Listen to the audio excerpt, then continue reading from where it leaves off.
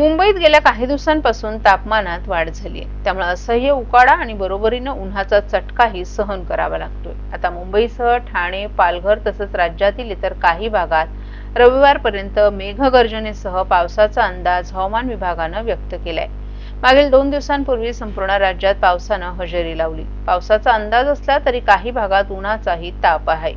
उकाडा आणि उन्हाचे चटके यामुळे नागरिक हैराण झालेत। अनेक भागात तापमानाचा पारा 35 अंशांच्या पुढे नोंदवला जातोय, त्यामुळे दुपारच्या वेळी घराबाहेर पडणं तापदायक ठरत आहे।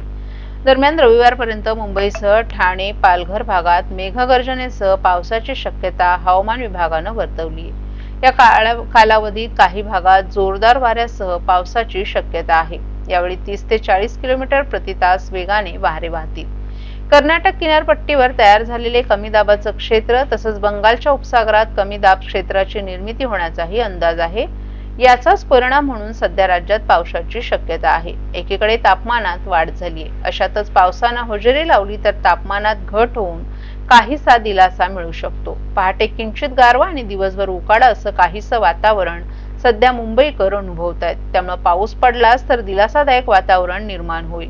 हवामान विभागाच्या कुलाबा केंद्रात गुरुवारी 34.6 अंश सेल्सिअस तर सांताक्रूज केंद्रात 36 अंश सेल्सिअस कमाल तापमानाची नोंद झाली। दोन्ही केंद्रांवर सरासरीपेक्षा अधिक तापमान नोंदलं गेले।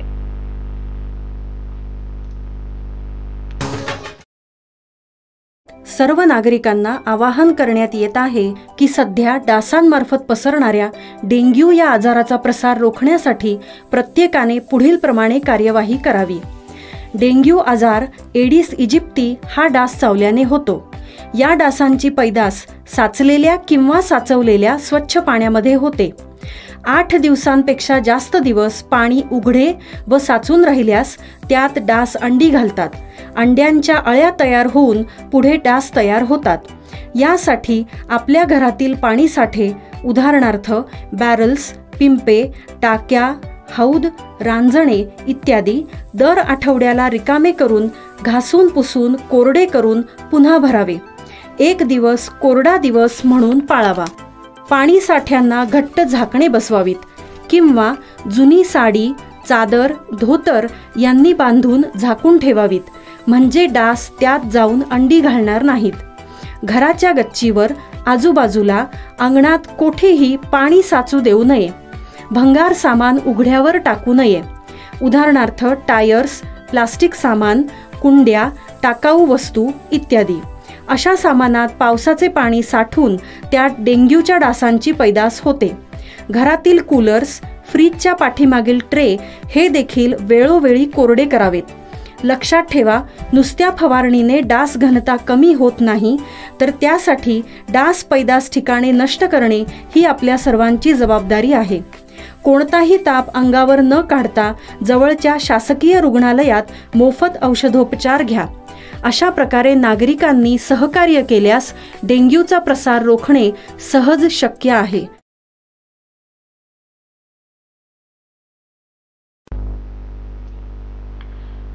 उपमुख्यमंत्री एकनाथ शिंदे यांच्या शिवसेनेचे नेते तथा राज्याचे परिवहन मंत्री प्रताप सरनाईक यांनी गुरुवारी राष्ट्रवादी काँग्रेसचे अध्यक्ष शरद पवार यांची भेट घेतली। सरनाईक यांचा मुलगा विहंग हा मुंबई क्रिकेट असोसिएशनच्या अध्यक्षपदाच्या शर्यतीत आहे। या संघटनेतील पवारांचं असणारं राजकीय वजन पाहता सरनाईक यांच्या भेटीला महत्त्व आहे। परिवहन मंत्री सरनाईक यांनी पवार यांची त्यांच्या सिल्वर ओक निवासस्थानी भेट घेतली। यावेळी त्यांच्यासोबत त्यांचे सुपुत्र तथा मुंबई प्रीमियर लीगचे अध्यक्ष विहंग सरनाईकही उपस्थित होते। पवार यांना भेटून बाहेर पडताना सरनाईक यांनी दिवाळीच्या शुभेच्छा देण्यासाठी पवारांची भेट घेतल्याचं माध्यमांना सांगितलं।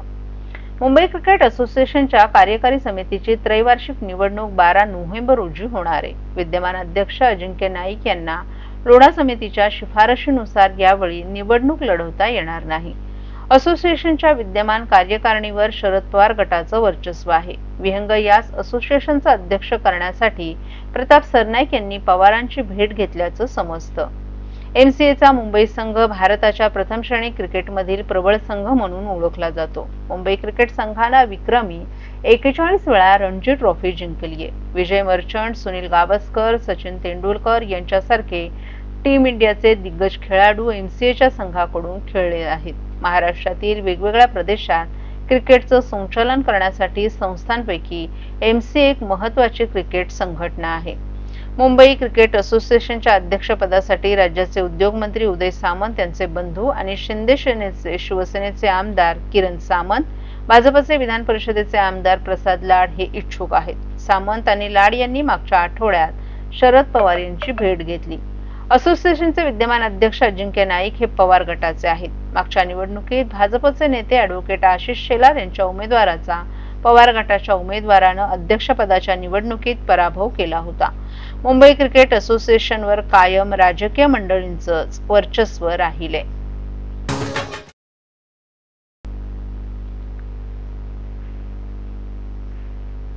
महिला विकास परिवारामुळे महिलांची दिवाळी झाली गोड. दिवाळ फराळ विक्रीतून 7 दिवसात 15 लाखांची उलाढाल.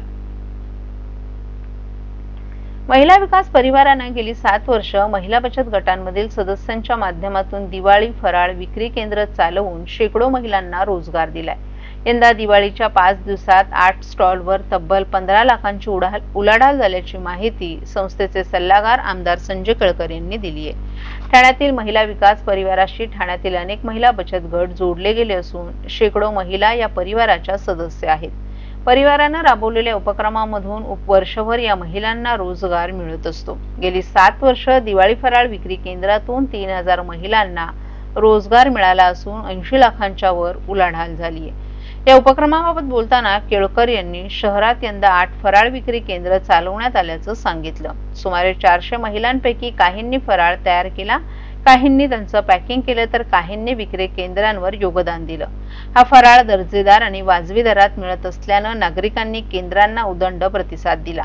दिवाळीच्या 5 दिवसात या व्यवसायातून 15 लाखांची उलाढाल झाली असून मिळालेला नफा महिलांना वाटण्यात आलाय. प्रत्येक महिलेला 14 ते 15 हजार रुपयांचं उत्पन्न मिळाल्यानं त्यांची दिवाळी गोड झाल्याची माहिती केळकर यांनी दिली आहे.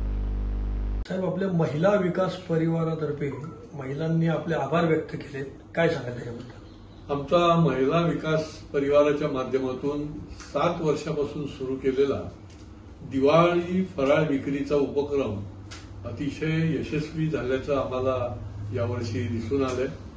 जवळजवळ 8 ठिकाणी आम्ही दिवाळी फराळ विक्रीचे स्टॉल लावले होते महिला विकास परिवाराच्या माध्यमातून. आणि या माध्यमातून बचत गटामधल्या आमच्या ज्या महिला आहेत, ज्या आमच्या सदस्य आहेत महिला विकास परिवाराच्या, अशा 350 ते 400 महिलांना या आठवड्याभरामध्ये चांगला रोजगार उपलब्ध झाला. म्हणजे प्रत्येक आमच्या महिला भगिनीने 15,000पर्यंत तरी रोजगार तिने या विक्रीतून केला असेल. काही महिलांनी फराळाची निर्मिती केली, काही महिलांनी पॅकिंग केलं आणि काही महिला ज्या आहेत त्या या निरनिराळ्या ठिकाणी ज्या आम्ही महिला विकास परिवारचे जे विक्री केंद्र उभारलेली होती त्या ठिकाणी त्या महिलांनी सहभाग केला आणि जवळजवळ 350च्या वर महिलांना याचा उपयोग झाला. 15 लाखाच्या वर एकंदर टर्नओव्हर गेल्या 5 दिवसामध्ये झाला.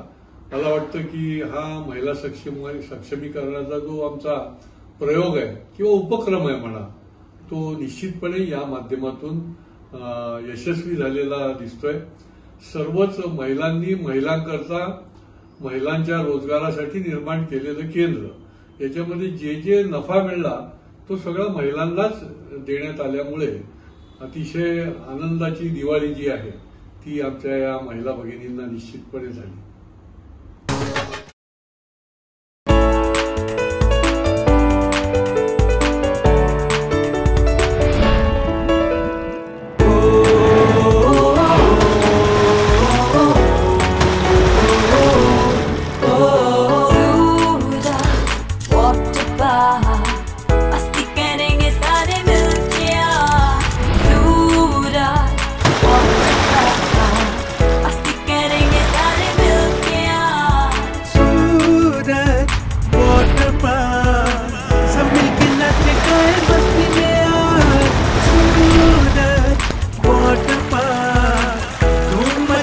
सब मिलके आज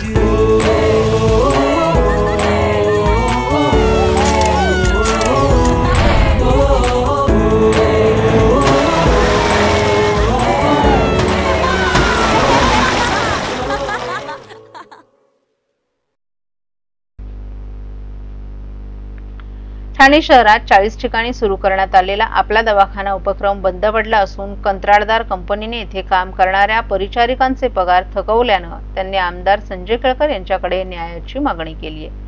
हे दवाखाने बंद पडल्यानं त्याचा ताबा इतर व्यावसायिकांनी घेतल्याची देखील चर्चा आहे। शहरात 40 ठिकाणी सुरू असलेल्या या दवाखान्यांमध्ये काम करणारे कर्मचारी आणि परिचारिका बेरोजगार झाले असून त्यांचा 6 महिन्यांचा पगार देखील थकलाय। हा पगार मिळवून देण्याची मागणी या कर्मचाऱ्यांनी जनसेवकाचा जनसंवाद या कार्यक्रमात आमदार संजय केळकर यांच्याकडे निवेदन देऊन केली आहे।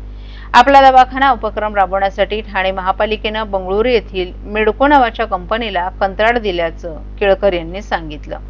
ऑक्टोबरपर्यंत या कंपनीकडे कंत्राट होतं, मात्र ऑगस्टमध्येच हे दवाखाने बंद पडले। तत्पूर्वी मागील 6 महिन्यांचा पगार देखील कंपनीने कर्मचाऱ्यांना दिला नाही, त्यामुळे कर्मचाऱ्यांची दिवाळी देखील कोरडी गेली। या कंपनीला 56 लाखांचा दंड ठोठावण्यात आल्याचं प्रशासनाचं म्हणणं असलं तरीही कंपनी महापालिकेला दाद देत नाही। त्यामुळे महापालिकेनं कंपनीकडून सर्व दंड वसूल करून कर्मचाऱ्यांचे रखडलेले पगार द्यावेत आणि संबंधित कंपनीला काळ्या यादीत टाकावं अशी मागणी केळकर यांनी केली। ही बाब अत्यंत गंभीर असून प्रशासनानं तातडीनं कारवाई करावी, अन्यथा या कर्मचाऱ्यांचा महापालिका मुख्यालयावर धडक मोर्चा काढण्यात येईल असा इशाराही केळकर यांनी दिलाय। एखादा उपक्रम सुरू करायचा, तो बंद पडला की दुसरा उपक्रम सुरू करायचा। महापालिका म्हणजे प्रयोगशाळा नाही।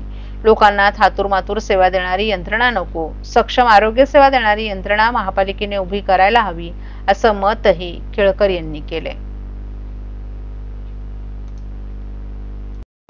महापालिकेच्या आपला दवाखाना योजनेचा फार बोजवारा उडालेला आहे। एवढा वाजत गाजत 40 ठिकाणी यांनी आपला दवाखाने सुरू झाले, ते पूर्ण बंद पडले। यांनी कोणाला कॉन्ट्रॅक्ट दिलं तर मेडको कंपनी कुठली बेंगलोरची आहे, त्याचा ऑक्टोबरपर्यंत कॉन्ट्रॅक्ट आहे, पण त्याच्या आधीच हे बंद पडले, निघून गेले। आणि त्या ठिकाणी काम करणाऱ्या ज्या परिचारिका आहेत, ANM, GNM, प्रत्येक आपल्या दवाखान्यामध्ये यांना 6 महिन्याची पगार दिलेले नाही। दिवाळी तर अशीच गेली आणि त्याच्यामुळे या सगळ्या परिचारिकांनी निवेदन दिलं। असं समोर आले की हा मेडको महापालिकेला दाद देत नाही, यांचे पगार करत नाही, त्याच्यामुळे याला ब्लॅकलिस्ट करा, याला दंडात्मक कारवाई नुसती केलेली आहे म्हणून तुम्ही सांगताय 56 लाख रुपये दंड त्याला ठोठावला आहे, तो वसूल करा त्याच्याकडून आणि पहिले यांचा पगार करा, अन्यथा या सगळ्या ANM आणि GNMच्या ज्या परिचारिका आहेत, शेवटी या कष्टकरी आहेत, कष्ट करून तिथे काम करत आहेत त्या, आणि त्यांना ऑगस्टला तुम्ही डिस्कंटिन्यू केलं, पण त्याच्या आधीचे पगार तुम्ही दिलेले नाही आहेत। त्यामुळे त्यांना घेऊन ते महापालिकेसमोर धरणं आंदोलन करायला लागेल त्यांना, आणि त्याच्यामुळे महापालिकेने त्वरित, हा अतिशय गंभीर विषय आहे, ही काय महापालिका म्हणजे प्रयोगशाळा नाही की आता हा आपला दवाखाना सुरू केला, आता तो बंद झाला, आता दुसरं काहीतरी त्या ठिकाणी। आम्हाला जनतेच्या करता, गोरगरीब जनतेला योग्य पद्धतीची आरोग्य सेवा पुरवणारी यंत्रणा पाहिजे, अशा प्रकारचे यंत्रणा नको आहेत, आणि त्याच्यामुळे महापालिकेने याची त्वरित दखल घ्यावी।